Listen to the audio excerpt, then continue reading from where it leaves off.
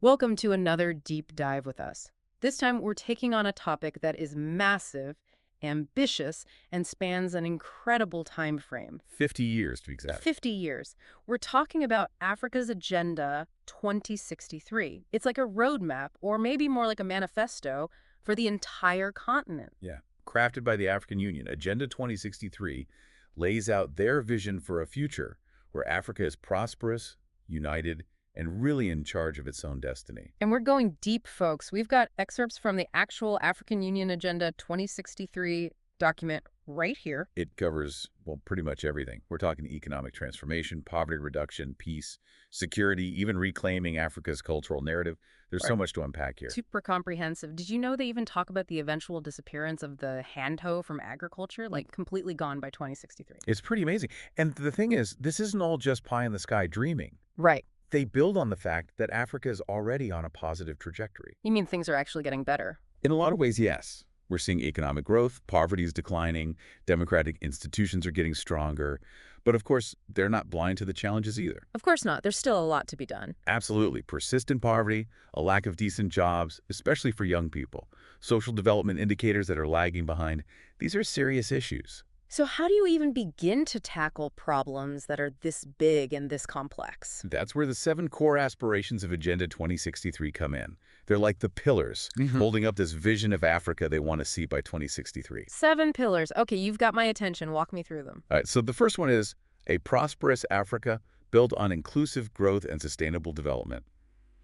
Basically, confronting poverty and inequality head-on, Makes sense. creating jobs, ensuring everyone has access to things like healthcare, education, housing, prosperity for all, not just a select few. Okay, I like it. What's next? Aspiration number 2 is an integrated continent, politically united, based on the ideals of Pan-Africanism and the vision of an African Renaissance. Pan-Africanism, a renaissance. Now, those are some big ideas. It is. It's about recognizing that a fragmented Africa can't reach its full potential. So this aspiration is all about bringing the continent together, Economically. economically, politically, in terms of infrastructure, breaking down borders, both literally and figuratively, to build a truly unified, interconnected Africa. That would be pretty incredible. Ah. All right, what's the third aspiration? The third one is good governance, democracy, respect for human rights, justice, and the rule of law. You know, the fundamentals. The foundations of a just and equitable society. Exactly. Creating strong institutions, transparency, accountability, a system that works for everyone. Crucial for any kind of lasting progress. All right, what comes next? A peaceful and secure Africa. Aspiration number 4. This one is all about ending conflicts, addressing the root causes of violence, creating an environment where everyone feels safe and secure. Because you can't build a strong future if you're constantly in a state of conflict. Exactly. Peace and security are the bedrock. Okay, ready for number 5. Hit me with An Africa with a strong cultural identity, common heritage, values, and ethics. Celebrating the richness and diversity of African cultures, taking ownership of their own narratives. reclaiming their own story. I like that. Okay, give me the last 2. All right, so aspiration number 6 is an Africa whose development is people-driven, relying on the potential of African people, particularly its women and youth, and caring for children. This one is all about empowerment. Empowering people to drive their own development. Right. Investing in their capabilities, recognizing the incredible potential of women and youth, ensuring that everyone has the opportunity to participate and benefit from progress. So it's not just about building economies, it's about building people. Exactly. And finally, aspiration number 7, Africa as a strong and influential global player and partner, stepping onto the world stage, shaping global agendas, forging partnerships that are truly mutually beneficial. Leading the way, not just catching up. These aspirations are so inspiring, but also incredibly ambitious. They are, and we've only just scratched the surface here. I know. Let's dive into these 7 aspirations one by one, unpack the specific goals, targets, and actions they've outlined to make this vision a reality. Let's do it. Let's start with that first aspiration. A prosperous Africa based on inclusive growth and sustainable development. Yeah, This is where the rubber meets the road, you know? yeah, where those big lofty visions get translated into concrete action. Right. We're talking high standards of living for all Africans, quality education, thriving economies. Okay, yeah, it all sounds amazing, but I need specifics. Sure. What does this prosperous Africa actually look like in their plan? Help me visualize it. All right, close your eyes and imagine this. By 2063, African countries are ranked among the best in the world for quality of life. Okay. Their collective GDP is massive, matching their huge population and vast resources. Wow. They've become a hub for science, technology, innovation. Picture this, a continent buzzing with entrepreneurial energy. I love it. Okay, but zoom in a little. Okay. What does a high standard of living mean in their plan? Are we talking specific targets? They actually set a target of increasing per capita income to at least 10 times the 2013 level. 10 times. That's ambitious. It is. But it's not just about getting richer. Remember this, prosperity needs to be inclusive. Right, so no more islands of wealth surrounded by poverty. Exactly. Everyone gets a piece of the pie. And it's not just about income either. Think access to quality healthcare, affordable housing, reliable high-speed internet for everyone. The possibilities are endless if they can pull that off. Okay, so prosperity for all. But what about the sustainable development part? How do they plan to achieve all of this without trashing the environment? Sustainability is woven into the whole agenda. They talk about modernizing agriculture to increase productivity while protecting ecosystems. Give me an example. Imagine farms powered by renewable energy using smart technology to conserve water and minimize waste. Smart farms. I like it. But all of this requires people, right? Skilled, educated people. How are they going to create the workforce needed to make this happen? They call for an education and skills revolution. Universal access to quality education at all levels, with a big focus on STEM fields. Science, technology, engineering, math. Yep. They envision an Africa brimming with scientists, engineers, entrepreneurs, people equipped to solve the continent's challenges. That makes sense. Invest in the people, invest in the future. But what about the people who are already struggling? The ones living in poverty right now? They talk about creating robust social safety nets and social protection programs. Like what? Things like cash transfers, public works programs, targeted support for the most vulnerable. It's about creating a basic level of security so everyone can participate in this journey towards prosperity. A safety net so no one gets left behind. Ah. Okay, so aspiration number 1 lays the foundation for a prosperous and inclusive Africa. Now let's move on to aspiration number 2. An integrated continent, politically united, based on the ideals of Pan-Africanism and a vision of Africa's renaissance. This one sounds like a pretty radical shift. It is. It's about tackling the fragmentation that's held Africa back for so long. It's about recognizing that a united Africa is a stronger Africa. So no more borders, tariffs, competing agendas. Well, it's not that simple. But the vision is to move towards greater unity economically, politically, and geographically. How do they plan to make that happen? It sounds like a huge undertaking. One of the key initiatives is accelerating the continental free trade area. Imagine a single market spanning the entire continent. Wow. That would be a game changer for trade and economic growth. Right, but removing trade barriers isn't enough. You need the infrastructure to support that kind of integration. Roads, railways, ports. Exactly. They talk about world-class infrastructure connecting the continent.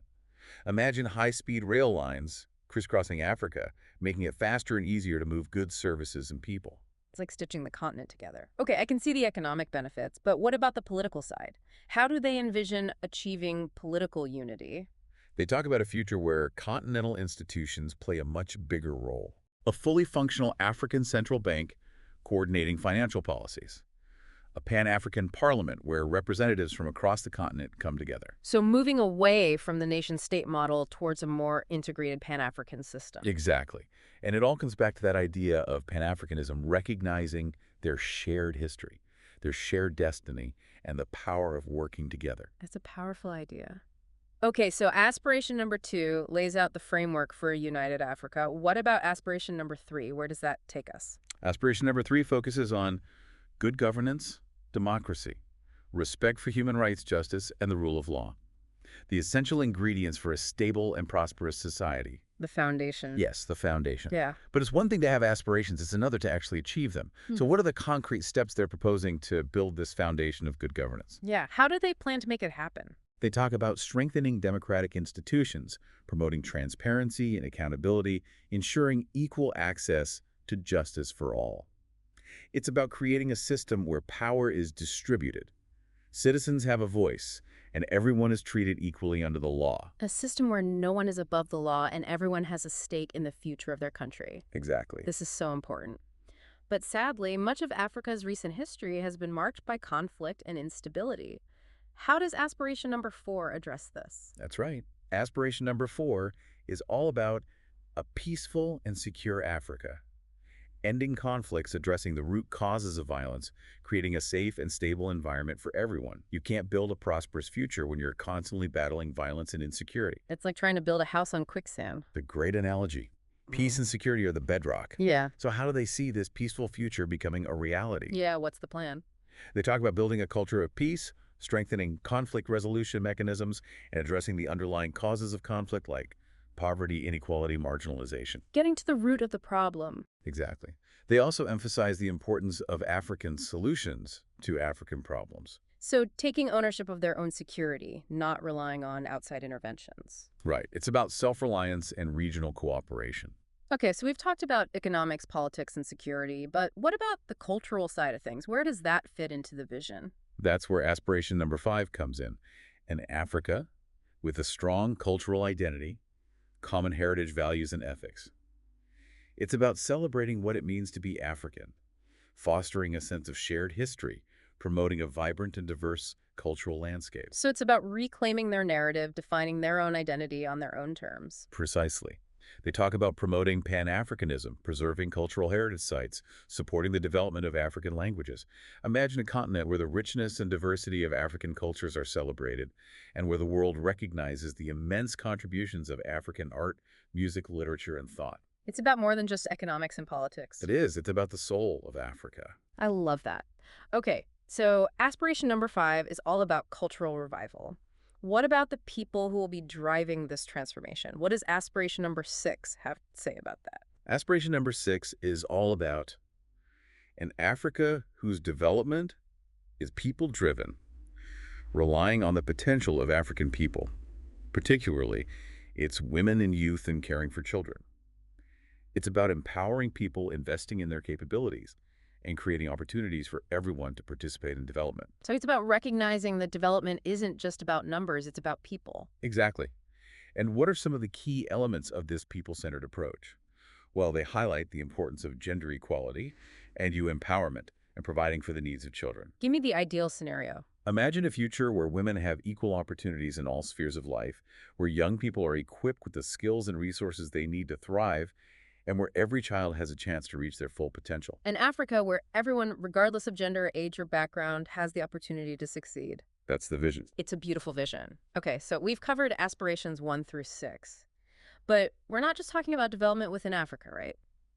Aspiration number 7 broadens the scope to a global level. That's right.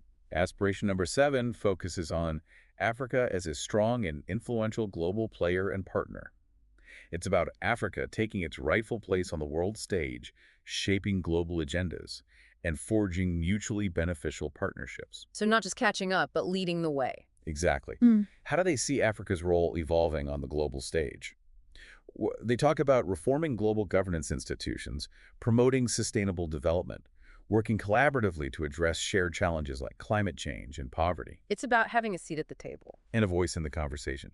They see Africa as a force for positive change in the world. Incredible. We've really gone deep into these 7 aspirations. It's an incredibly comprehensive and inspiring vision for the future of Africa. It is. But as we've discussed, there are also significant challenges and risks to overcome, things that could derail this vision. Absolutely. Agenda 2063 doesn't shy away from the potential roadblocks. Okay, so let's talk about those. What are some of the things that could go wrong? And how do they plan to navigate these obstacles and make this ambitious vision a reality? Well, one thing that struck me is that Agenda 2063 doesn't just gloss over the potential problems. Right. They actually have a whole section dedicated to analyzing the threats and proposing strategies to deal with them.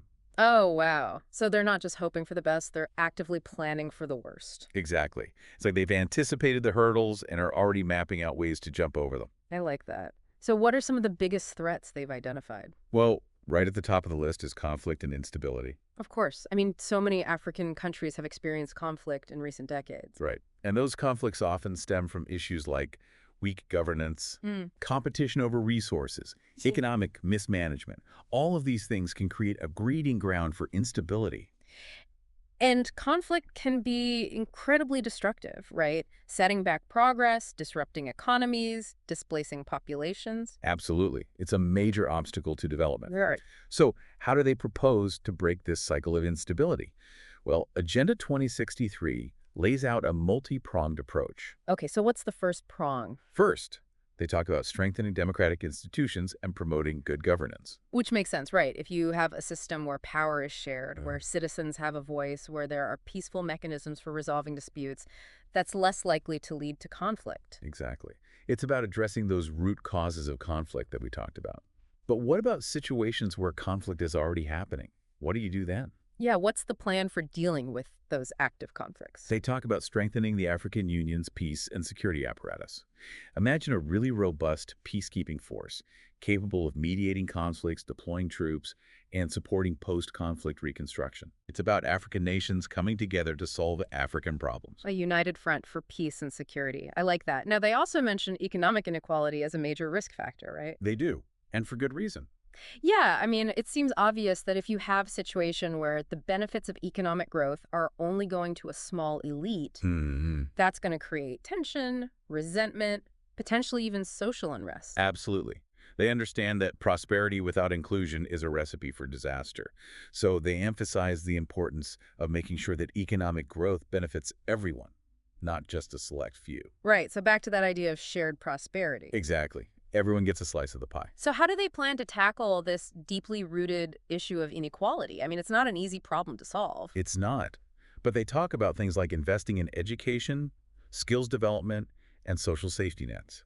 It's about equipping people with the tools and opportunities to participate in the economy and benefit from growth. Right, so leveling the playing field, giving people a chance to succeed. Exactly. Okay, so we've talked about conflict and inequality. What other threats are on their radar? What else? Organized crime is a big one. Oh, of course. Drug trafficking, human trafficking, all of that. They talk about the destabilizing effects of those things, how they can undermine state institutions, erode public trust, and siphon off resources that could be used for development. It's like a disease. Yes, a disease that can infect and weaken entire societies. So how do they plan to deal with this threat? Well, they talk about strengthening law enforcement agencies, enhancing regional cooperation, and tackling corruption head-on. So basically, creating a climate where crime doesn't pay. Right, where the rule of law prevails. Right. But there's one threat that looms larger than all the others. And that is? Climate change. Ah, yes. The elephant in the room. Exactly. They're very clear that climate change poses an existential threat to Africa's future. They talk about the potential for increased droughts, floods, extreme weather events. All of which can be devastating. Right. Disrupting agriculture, displacing populations, damaging critical infrastructure. And the thing is, Africa is particularly vulnerable to these climate impacts, isn't it? It is. I mean, many African countries have fragile ecosystems and limited resources to adapt to these changes. Exactly. So how do they plan to confront this monumental challenge? Well, Agenda 2063 calls for a two-pronged approach: adaptation and mitigation. Okay, so on the adaptation side, what are they talking about? Investing in climate-resilient infrastructure, promoting sustainable agriculture, developing early warning systems for extreme weather events, basically preparing for the inevitable impacts of climate change. Makes sense. But they also see an opportunity here, right? Yes. On the mitigation side, they talk about the potential for Africa to leapfrog over fossil fuels and become a global leader in green technology. Imagine a continent powered by renewable energy sources: solar, wind, geothermal. Wow. That's not just adapting to climate change, it's turning it into an advantage. Exactly. Okay, so they've identified the threats, they've laid out their aspirations, but how do they plan to actually turn all of this into reality? How do they make sure these ambitious goals don't just stay on paper? Right, that's the big question. It is.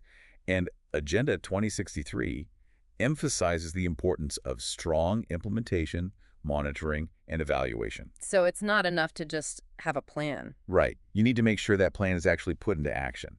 And that requires defining clear roles and responsibilities for different stakeholders: the African Union, regional economic communities, individual member states. So a collaborative effort with everyone working together towards shared goals. Exactly. But implementation also requires resources, right? Money. Where's the money going to come from for all of this? That's a good question, because these aspirations are going to require a massive investment. They are. And Agenda 2063 is very clear on this point. They don't want to rely on foreign aid. Oh, interesting. They stress the importance of domestic resource mobilization, African countries financing their own development. So how do they propose to do that? Through things like improving tax collection, tapping into pension funds, attracting investment, basically taking control of their own financial destiny. Makes sense. But they'll still need to work with partners outside of the continent, right? Of course, strategic partnerships are key. But they envision partnerships that are based on mutual benefit, respect, and most importantly, African ownership. So no more handouts, just genuine collaboration. Exactly. Wow. We've really gone deep into Agenda 2063. It's incredibly comprehensive, ambitious, and I have to say, I'm feeling really inspired. Me too. Yeah. It really does lay out a roadmap for Africa to achieve its full potential. And it's not just a plan for Africa, is it? No, it's a plan for the world.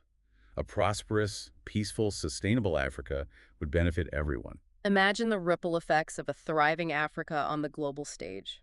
I hope our listeners are as excited about this vision as we are. I have no doubt they will be. It's a powerful vision of transformation and progress. And that's it for our deep dive into Agenda 2063. We've explored the aspirations, the challenges, and the incredible possibilities that lie ahead for this dynamic and diverse continent. It's a story that's still being written. And we can't wait to see what the next chapter holds. Me neither. Thanks for joining us on this journey.